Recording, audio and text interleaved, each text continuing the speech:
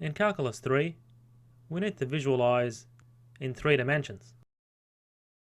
And we'll start off with a 3D Cartesian coordinate system, which is a rectangular coordinate system because the axes meet at right angles. So here we have the x-axis pointing out of the plane, and the y and z axis being in the plane.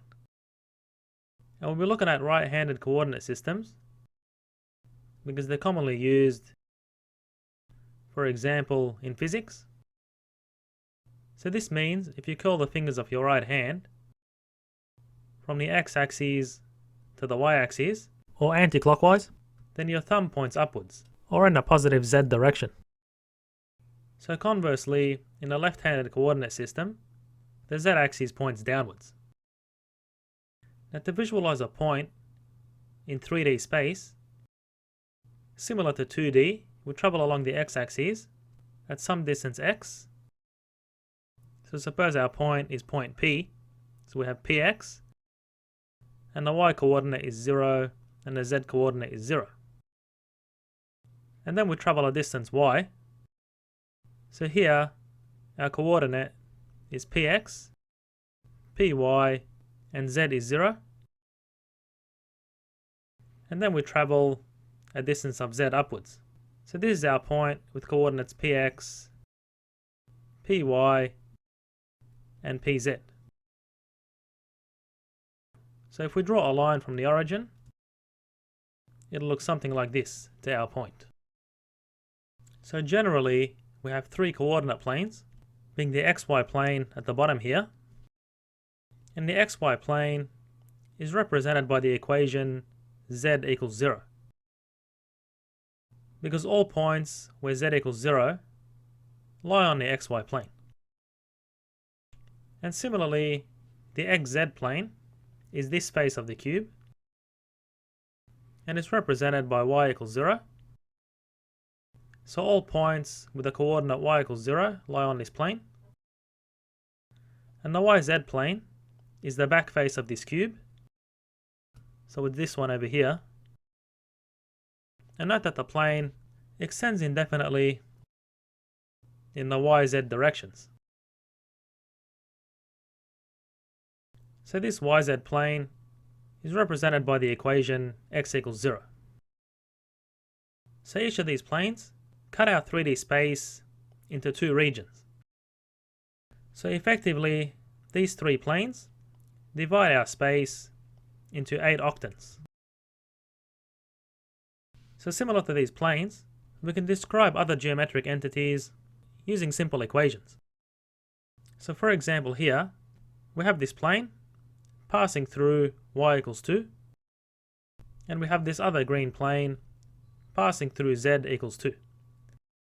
So these are the equations for each separate plane, where all the points on this plane have the same y-coordinate, and all the points on this plane have the same z-coordinate. And if we have another plane cutting through these planes, 3 planes intersect at a common point, as visualized here. And the intersection of 2 planes is a line. So here, for example, these 2 planes intersect to form a line. So this line is described by the equations y equals 2 and z equals 2. Noting that this line extends indefinitely in the x direction, because both of these planes also extend indefinitely in that direction. Now we can also describe a half space, for example where z is greater than or equal to 0, which basically gives half of this 3D space above the xy plane. And we can similarly describe the first octant as x greater than or equal to 0, y greater than or equal to 0, and z greater than or equal to 0. So you can see that this positive octant is visualized by this cube, which lies above the xy plane, to the right of the xz plane, and in front of the yz plane. And similar to 2 dimensions, we can describe the quadrants using similar equations. So for example, the 4th quadrant is where z equals 0 And in the xy plane, we have x greater than or equal to 0, and y is less than or equal to 0. So you can see this better if we draw the xy plane in 2 dimensions, where these are our quadrants.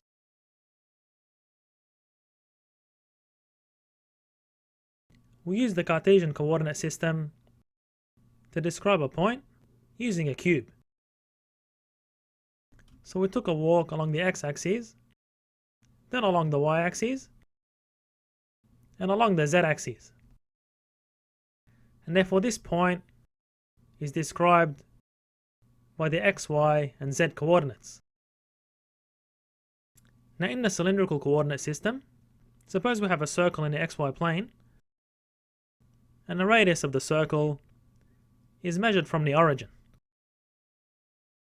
And this forms an angle of theta with the x-axis. So therefore, we have a right triangle between the x-axis and this radial line. So we've seen in 2D, using polar coordinates, that x is r cosine theta, and this distance y is r sine theta. So if we translate this circle at some distance z up the z-axis, then our point here is described using the same polar coordinates, and the z-coordinate is simply z, along the axis of the cylinder. So our cylindrical coordinate system uses r, theta, and z to locate the point. Now with the spherical coordinate system, we use a sphere to locate a point in 3D space. So from the origin, we measure a radius, and this forms an angle phi with the z-axis. And if we project this line onto the xy plane, its shadow would look something like this. So this here is a right angle, and therefore the length of this line in the xy plane is r sine phi. So now if we take the angle of this line with the x-axis to be theta, then this forms a right triangle with the x-axis. So the x-coordinate is r sine phi, being the hypotenuse, and then we take the cosine of the angle theta between this line and the x-axis. And similarly, the y-coordinate is the hypotenuse by sine theta, which gives the length of this line. And then the z-coordinate is r cosine phi, which gives the length of this line over here. So a point in spherical coordinates is located using r, theta being the polar coordinates, and that additional angle phi. And that's how we relate the coordinates of the cylindrical and spherical coordinate systems to those in the Cartesian coordinate system.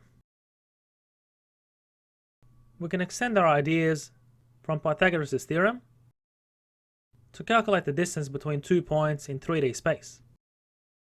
So if we draw a line to the corner of this cube, and then we draw a line to the point, and then we connect the 2 points, we see that here we have a right triangle.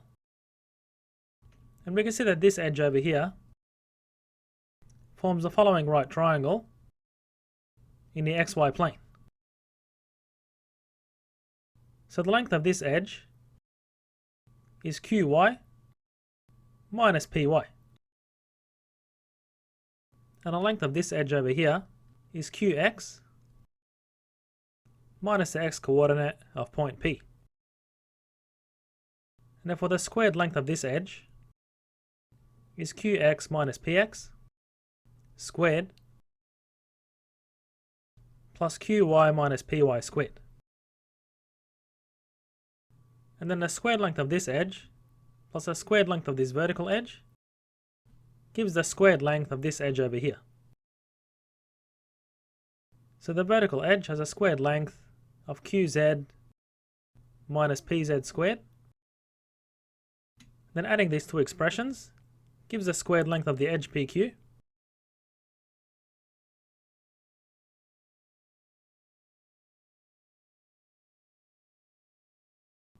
And then taking the square root of both sides, we get the length of that line, which is the distance between those 2 points in 3D space. We can use the distance formula to represent a sphere in Cartesian coordinates. So given the sphere has a center, with the coordinates of the center are cx, cy, and cz, and the sphere has a radius r, then the equation of a sphere in 3D Cartesian coordinates is similar to that of a circle in 2D. So we have x minus cx squared plus y minus cy squared, and z minus cz, which is also squared, is equal to the radius squared. And similar to points, planes, and lines, we can make geometric interpretations of different inequalities to be representative of different types of spheres. So for example, if we have x squared plus y squared plus z squared is less than 9, then this represents the interior of a sphere that's centered at the origin. So the center of the sphere has x, y, and z coordinates of 0, according to this equation, and a radius of 3. And if we instead had a less than or equal sign, then this is a solid ball that's bounded by the same sphere. And if this were a greater than sign, then that's the exterior of a sphere, being the same sphere, centered at the origin, and with a radius of 3. And another example is if you had the same sphere with a radius of 3, with the z coordinate greater than or equal to 0, then you can visualize that this is the upper half of the sphere, or upper hemisphere, which is cut out by the xy plane, being z equals 0.